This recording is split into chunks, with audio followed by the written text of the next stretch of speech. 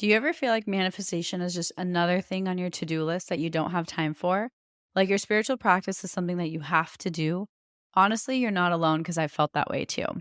Something that's really changed my relationship with manifestation is blending it into my lifestyle so that no matter what I'm doing, I'm also manifesting. I call this manifestation as a lifestyle, and it's single handedly made the entire manifestation journey more enjoyable for me. And I've seen my desires show up with a lot more ease. Manifesting as a lifestyle has made manifestation go from feeling like a task to something I just naturally do because it's who I am. If you'd like to learn more about this, I've created a step by step guide for you. I'll link it in my show notes so you can check it out. You're listening to the Affirmation Addict podcast with Pyle Corley. This podcast will teach you about the power of affirmations while making manifestation easy and accessible for you in order to enhance your spiritual consciousness. Thank you so much for being here, and now it's time to get started. Hi, everyone, and welcome back to the Affirmation Addict podcast. My name is Pyle, and today I'm talking about what I wish I knew about manifestation when I first started. This episode is inspired by just the fact that I was recently doing some reflections as to how much I misunderstood what manifestation was all about, how much I was missing the point of manifestation for such a large chunk of my life up until really recently for certain desires. And I really wanted to share some of these lessons that I've learned and for some that I'm still learning towards certain desires because I think the more quickly you allow yourself to learn these lessons and embody them in your own way and interpret them in your own way and like digest them for your own journey, I think the more seamless your journey will be towards specific desires of yours. Because I know there were so many times I was just approaching manifestation wrong. So I was taking the right actions. I was doing all the surface level things, but I was still seeing those shifts. So either if you're a beginner or if you're in that state where you know what you're doing all the right things, but still something isn't working, then maybe think about shifting your approach and your relationship with manifestation itself. I've talked about this on a couple different podcast episodes, and it's been such a game changer for me to just redefine manifestation for myself. And so, another way to think of what some of the points I'm trying to make today is that you're allowed to redefine manifestation. And if it hasn't been working for you, it's not that manifestation is false or it doesn't work or whatever. It might just mean the way in which you believed it was supposed to work might just be the thing that's actually stopping it from working for you. So a little bit of kind of a inception sort of moment, but these types of things really, really helped me. And hopefully me learning and still applying these lessons can skip some of that for you and allow you to kind of just jump through and take this as truth and skip closer to your manifestation in a sooner way so you don't have to delay yourself. And I don't regret learning these lessons. I don't wish I never learned them because at some point I had to learn them, but hopefully me learning them helps you learn them even faster. So, I have a couple lessons and there's no kind of action item necessarily, just some perspectives to really reflect on. So I really invite you to take a second right now and think about what your relationship with manifestation is. Think about when you first heard about it, why you started manifesting, what your relationship with manifestation looks like now, how you use it, how you approach it, how you think about it, and what it has changed in your life for better, for worse, for nothing, whatever it has done for you or not done for you, just take a second and think about what role manifestation has played in your life. I will say for me, when I first started, I was a 12-year-old little girl and I literally thought it was magic. I thought it was the coolest thing ever. I was like, how can everybody not want to do this? This is amazing. This is fascinating. And I was obsessed with it. And when I was little, like when I was 12 to kind of 18, I didn't actually use it for specific desires. I just used it for like fun stuff. And I was like, oh, this would be nice. It was very playful. I only started using it for specific desires right when I got to college out of high school. And that's when I really started being like, oh, like dream job, certain things I wanted to accomplish in college, making money in college, getting out into relationships, all of those types of things. That started to become my relationship with manifestation as I got a little bit older. And one thing I realized is for a very long time, not even intentionally, maybe unintentionally, But my relationship with manifestation was I was using it as a means to an end. I was using manifestation as a way to get what I wanted. I wasn't using it to kind of process my emotions. I wasn't using it with the intention of let me learn more about myself. I literally was using it to get what I want. I was using it as a tool to help me get what I want, knowing that it worked. So I was very confident in manifestation, but I really only used it when I had an end desire in mind. And 99%, especially in that age, for me, those end results were very 3D, very, I wouldn't say surface level, but very tangible manifestations. Like, I want a dream job. I want a soulmate. I want a cool wedding. I want to travel. I want to fly business class. I want to get upgrades. Very much so those types of manifestations. And now there is nothing wrong with that. However, fast forward for me 10, 12 years after my manifestation journey began. So when I'm 25, 26, I have my dream life. I have every single thing I wanted. And I was like, wait, I got all of these desires, got all the physical things I wanted. And now what? Like, I still feel unsatisfied. And that's when I realized manifestation isn't only about those physical desires. It is so much deeper than that. It is about learning how to feel satisfied in your day to day, no matter what your day looks like. It is not a means to an end. It is actually a way of living and embodying these principles. And what solidified that for me is when I was very intentionally, very focusedly manifesting something, like when I was like, I'm going to get this, I I embedded it into my entire life. So for me, I didn't live manifestation every single day, like throughout my entire life. But when I had a big goal in mind, which was almost always like I was always chasing something new, then I really fully embodied it. I lived it to the T from the moment I woke up to the moment I went to bed. So I was very much so embodying it when I had an end goal in mind. But now that I have all my physical desires, like my needs are met, and I technically, like, I am surviving and I am out of survival mode and I'm more in like I am here. Of course, I have other desires, but they're not as like need driven for me. They're not as like pressure focused where it's like I must have a job out of college. I would love to be in a relationship. Like those types of things, like all of those boxes, so to speak, have been checked for me. So now I was like, oh, manifestation still applies and is actually much more effective when it is embodied fully. And I didn't realize, except hindsight is 2020, I didn't understand that that's what I was doing when those desires did come to me. I was fully embodying those principles in every area of life in my entire day. But as I got older and I was trying to manifest certain desires, I used it very like strategically, and certain desires didn't manifest. I was like, what is going on? Like, I know I can get what I want, and why isn't this working? And so I realized I was approaching it and taking specific actions as a means to an end. And I was being very controlling through it. So, long story short, manifestation, what I wish I knew before I started is that it is not a means to an end. And it is actually like a foundation and a way of living life and a way of approaching life that applies to every single situation and everything you get. And as a byproduct, as a really, really amazing bonus, then you can get what you want. And your manifestations do flood in earlier, but you do have to apply and live out those principles throughout your day and allow yourself to really embrace these principles and practice them when no one's watching. Practice them when it doesn't apply to your manifestation.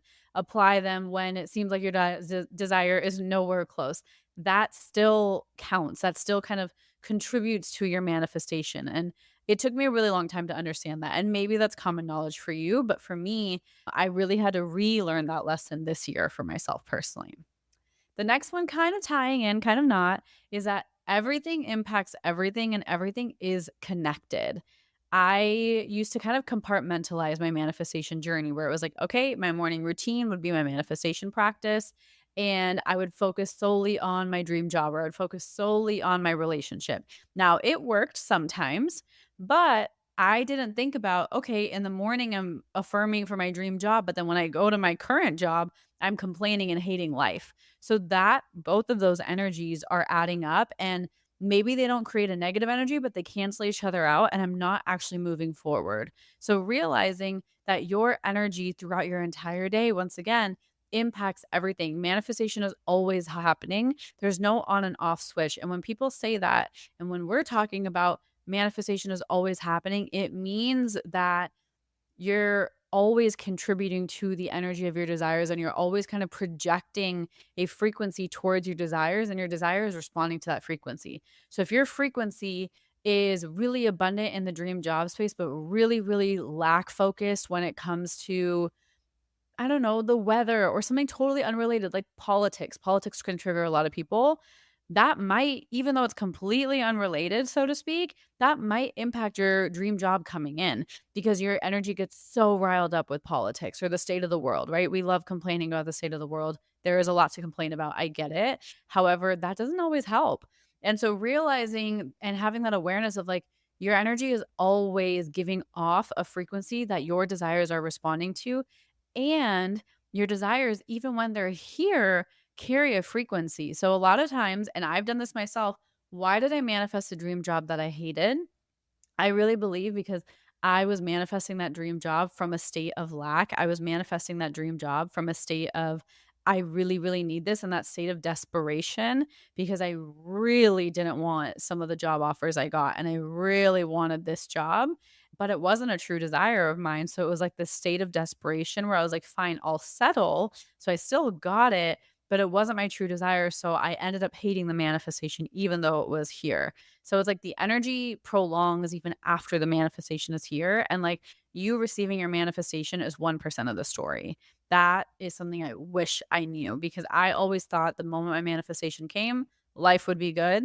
And every single desire of mine has taught me that it's an ongoing thing. Once again, it never ends. It is a lifestyle. It is always happening. Okay, the next point is your intentions need to be pure and truly yours. A lot of the times, and I have experienced this so many times, a lot of the times we set these lofty goals, right? Like, I want to be a millionaire. I want to win the lottery. I want to marry X, Y, and Z. I want to marry someone who has this, this, and this. And when these desires aren't coming in, it's not that you don't deserve them. There's many factors, but one factor that I think is so real and probably the biggest impact is that it's actually not your true desire. The things that were my true desire that nobody else was watching, that I just wanted it in my heart, the most random things, those are the desires that came into me like so effortlessly. A few I can think of off the top of my head is I remember I really wanted to live in San Francisco. So on my vision board, I put like Dolores Park, which is like a famous park in San Francisco. It's a little bit sketchier nowadays, but back then it wasn't as sketchy. And I didn't even want to live there. I just put it on my vision board, honestly. And then I put this room that had like 3 paneled windows, kind of in like a half hexagon shape. That's the best way I can describe it. And it had a view of the city and the park. So I put that on the vision board, and then I put San Francisco, and I put my company, which was KPMG that I worked at the time. That's what I wanted. And I like just loved the idea of like living in a really cute room in San Francisco. Didn't think much of it. Literally, somehow I moved in with one of my best friends, and the room that they picked for me, like I didn't pick the room, I was coming in late. They picked the room for me. It was the cutest room in the house. It had that exact window, and I was looking right at Dolores Park and at the city. And I was just like, oh my gosh, like what? Like that was the most randomly specific thing, but like it just actually made me so happy. Another thing is like archways. I love like arched windows and arched hallways. And this house that we're living in now has a ton of arched windows, and like it was just like such a easy desire that came in that like we had these arched windows, and it's not like I sat there affirming for arched windows every single day. It was just like that is truly what I want. I know I want it, and I don't doubt it. Like maybe I don't know how it's going to come, maybe I don't know when, but it's just like I know that that is genuinely a true desire of mine. And so when it comes to you reflecting on your desires, maybe think about what are the details that you're holding on too tight to and that are for everybody else, that are for your social media followers, that is for your family, that is for all of these different elements. Like, what are the elements of your manifestation, those little details that you kind of naturally tack on to what your big desire is? What are those details that aren't actually important to you? And what are the ones that really are important to you? that like it just makes you happy. And I feel like it takes so much self honesty and self reflection and quieting down, because you can't like find these details by listening to other people. None of these details I found by talking to other people. I only knew these details. I would say the way I knew I liked these details was through life experience. And I noticed that there was a pattern that I'm obsessed with archways. And then there was another pattern that I literally saw on Pinterest and I was like, this is so cute. I love it. So for me, Pinterest was an element like that helped me put a visual to some of my manifestations that were more like aesthetic. And then the other one was like noticing patterns of like, I'm just obsessed with this. Like for me, I'm obsessed with flowers. And we had the coolest manifestation experience when we were on a family trip last year, and we manifested like going to someone's flower farm and picking and making our own bouquets. And it was like a totally private thing, and we met him at a farmer's market, and he was the most like gracious man and let my entire family come and pick flowers and vegetables for like 3 hours in the morning. And it was one of my top core memories of life because it was just so unplanned and perfect. It was everything. So it's like realizing like your true desires will always be yours. So when people say your desires will always be yours, when it comes to like manifesting a specific person, that's why I don't always like talking about it, because it can be a little risky to just be like, yep, that specific person because you desire them is yours. Is it like the truest desire? I can't tell you that. And I think when we get attached to specific people, people have a lot of complex layers. Maybe there's two elements of that person that you love, or you're loving the potential that you see in that person, but it might not actually be about the person itself. So, giving yourself the opportunity, and it takes a lot of dropping your ego, a lot of kind of dropping some of the control you want on the manifestation process, and thinking about like, what is it that I actually want? Not what I think I want, not what I think is going to be a means to an end. Like, what is it that I want? And like, why do I want it?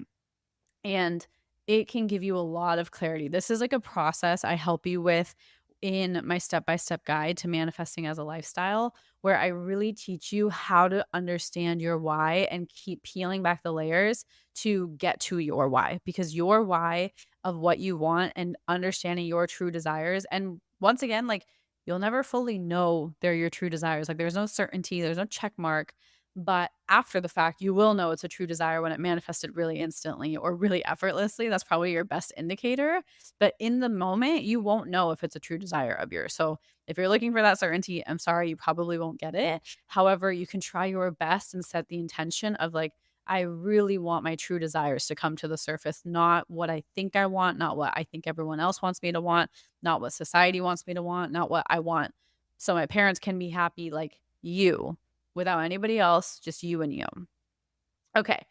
The last one is, and this is honestly the biggest personal reminder for me, is you cannot fake, manipulate, or take shortcuts or loopholes in the manifestation process. Like, you can't game the system. Different to treat manifestation as a game and have fun with it, very different intention, but you can't like game and outsmart the system. Like, manifestation and the universe, like, they read energy, and your real energy is always going to be a reflector. So like, you can't outsmart it. Like, it's reading you to a T and responding to you to a T. Like, you can't hide it. You can't fake it. You can't put on a front. You can't put on a front of positivity. You can't fake gratitude. You can't just do it on the surface and think it's going to work. Like, I think it is in my blood. I think it is in my nature to find the most efficient way to do something. I think that's a very Indian culture thing. I think it's a very immigrant mentality. Like, let's just take the shortcut, get the best way we can do, and like make the most, get the best bang for your buck, right? Like, if I'm spending time doing affirmations, like, what's the best and easiest and most efficient way I can get what I want by writing the fewest affirmations? Like, that kind of like lazier, and not an insult, I'm talking about myself as well, but like that like efficient, I don't want to overextend myself and I don't want to put too much effort because what if it's a waste of time? That type of mentality is not your friend in the manifestation journey and life itself, honestly. And it took me so much time to unlearn this, and I'm still unlearning this for certain desires of mine, where it's like, I wanted to, and especially because I've been able to like outsmart the system, and not even outsmart the system, but I've been able to like get what I want a lot easier. But there's certain desires of mine where I've tried every single thing, and like that quote unquote easy way out is actually not the answer. Like it is a quote unquote harder way because it's creating discomfort for me, and I'm avoiding that discomfort. And that discomfort, the moment I pass through it, I know the desire is going to flood through. I just have to get out of my own way. So it's a very interesting thing. It really crushes your ego and it is so uncomfortable. And I will be the first to admit that. This is something I tried for years to kind of manipulate with good intentions, right? I was just trying to save time. I was trying to save energy, but it's like, it still came from a mindset of lack. It still came from a mindset of, let me outsmart this. It was very ego driven. And realizing that like you can't fake it or manipulate it and take all these shortcuts and loopholes. Like, yes, there's certain shortcuts, like, or manifestation hacks, right? Like we blend it into our lifestyle. But to blend it into your lifestyle effectively, you still need to put the time in to build a foundation and to do that groundwork and to allow yourself to say, hey, honestly speaking, this is how I'm feeling. And these are the emotions that are coming up, and to sit with that discomfort. So you can't avoid discomfort, is probably the most generic and less mean version of saying this. You can't avoid discomfort on the manifestation journey. And if you're scared of being uncomfortable, the manifestation journey is just going to amplify that for you until you're willing to learn that lesson.